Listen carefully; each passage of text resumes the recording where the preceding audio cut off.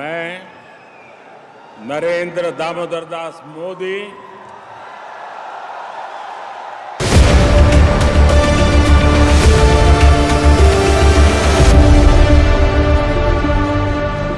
देश में तरक्की हो रही है या नहीं इसका पता हमें अपनी आम जिंदगी में कैसे चलता है। 3 टोटल तरीके हैं इसके। पहला, घर के अंदर यानी बिजली, पानी, गैस, राशन, इन्फ्लेशन और आपकी फैमिली इनकम से। दूसरा, जब घर से आप बाहर निकलते हो तब road, highway, expressway, railway, metro, airplane, school, college, hospital, इन सबका क्या हाल है।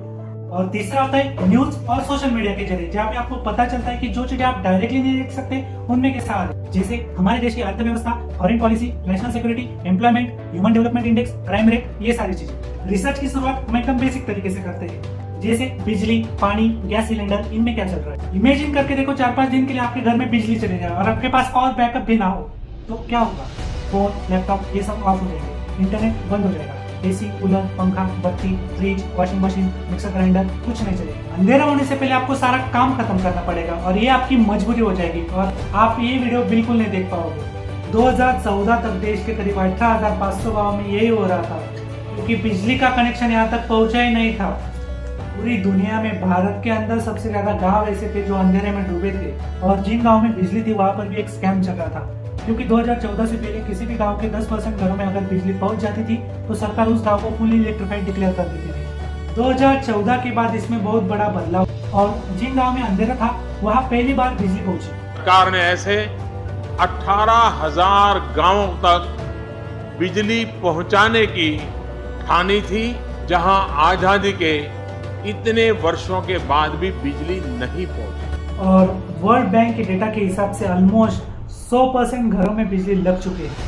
1000 दिन में हम उन 18,000 गांवों में जहां बिजली नहीं पहुंची है, आजादी के 70 साल होने जा रहे हैं, उन्होंने अब तक बिजली नहीं दी। 18वीं शताब्दी में जीने के लिए वो मजबूर हुआ करते थे। हमने बीड़ा उठाया, असंभव को संभव करने का संकल्प किया और आज मुझे खुशी के साथ कहना है 1000 दिन में अभी तो आधे भी नहीं हुए हैं, आधे से भी काफी दूर है। उसके बाद भी 18,000 गांवों में से 10,000 गांवों में आज बिजली पहुंच गई है। बिजली की तरह पानी भी एक बेसिक फैसिलिटी है और 2014 तक टैप वाटर भारत के गांव में सिर्फ 13% घरों में पहुंचा था।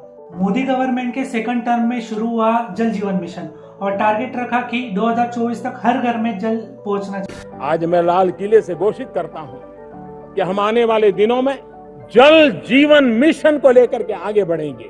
सेंट्रल गवर्नमेंट ने अलग अलग स्टेट गवर्नमेंट के साथ मिलकर ये मिशन चलाया और आज ये हाल है।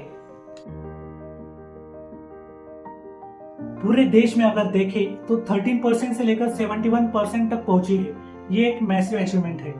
बिजली और पानी जैसी बेसिक नेसेसिटी है एलपीजी गैस।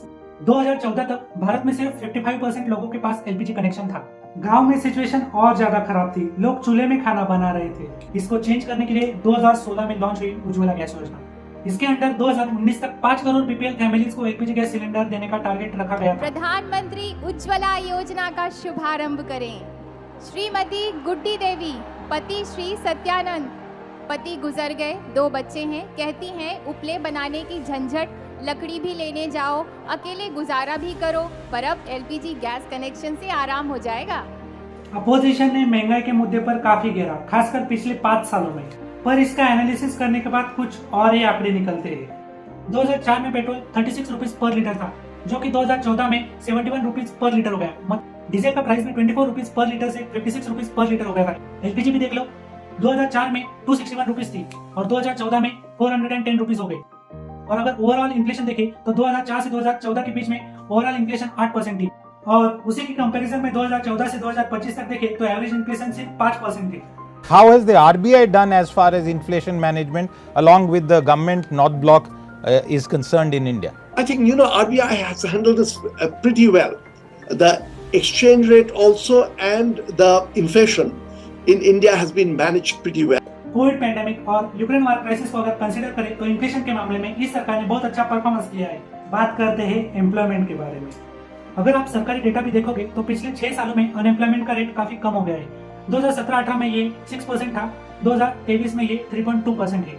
अगर CWS के हिसाब से भी देखो तो ये डाटा 8.7 से घटकर 5.1 रह गए। लेकिन अनएम्प्लॉयमेंट के बारे में सरकार कुछ भी कहे, ग्राउंड पे पिक्चर कुछ और ही दिखती है। लोग कहते थे कि यूपी युवाओं का राज्य है, आंदोलनकारियों का राज्य है, लेकिन आज हकीकत ये हो गई कि उत्तर प्रदेश भारत का सबसे बड़ा बेरोजगार युवाओं का राज्य बन चुका है। लेकिन आज की जो युवा मांग है नौकरी, ये सब उसको हिंदू मुस्लिम में बांट दिया जा रहा है। आए दिन बच्चे फ्रस्ट्रेट हो गए सर, कहीं और आत्महत्या। मुझे सिर्फ मोदी जी से ये रिक्वेस्ट है कि अगले 5 सालों में एम्प्लॉयमेंट पर ज्यादा जोर देना चाहिए। जब देश आजाद हुआ तब हम 6 नंबर की इकोनॉमी थे, और 2014 तक कांग्रेस सरकार ने बर्बाद करते करते वो इकोनॉमी 12 नंबर पर ला दी, और 2014 से 2024 तक मोदी ने वही इकोनॉमी 5 नंबर में ला दी। When I first visited the US as a Prime Minister, India was the 10th largest economy in the world. 10th. Today, India is the 5th largest economy.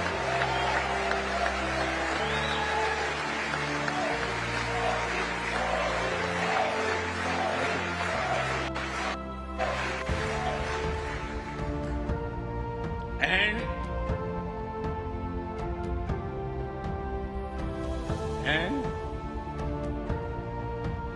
India will be the 3rd largest economy soon. 70 सालों में कांग्रेस ने सिर्फ 74 airport बनाए, और वही 10 साल में भाजपा ने 80 एयरपोर्ट बना लिए। 10 सालों में करीब 2.8 लाख किलोमीटर के रोड बनाए गए। 2004 से 14 में 5000 किलोमीटर रेलवे का इलेक्ट्रिफिकेशन हुआ था। वही 2014 से 24 में 44,000 रेलवे का इलेक्ट्रिफिकेशन हुआ है। 2004 से 14 में करीब 17,000 किलोमीटर के रेलवे ट्रैक बनाए गए। वही 2014 से 2024 में 31,000 किलोमीटर के रेलवे ट्रैक बनाए गए। उसके साथ ही जम्मू एंड कश्मीर में आर्टिकल 370 हटाया, अयोध्या में राम मंदिर बनाया। तो ये सारे रीजन है हमारा डिक्टेटर क्यों विन हुआ। मैंने पहला ऐसा प्रधानमंत्री देखा जिसको हराने के लिए सारा अपोजिशन एक हो गया था। चाणक्य ने ये कहा था कि अगर राजा को हराने के लिए सारा विपक्ष एक हो जाए तो समझ जाना कि राजा ईमानदार है। Thank you so much. अगर आपको वीडियो अच्छी लगी हो तो लाइक, शेयर और सब्सक्राइब करना ना भूलना।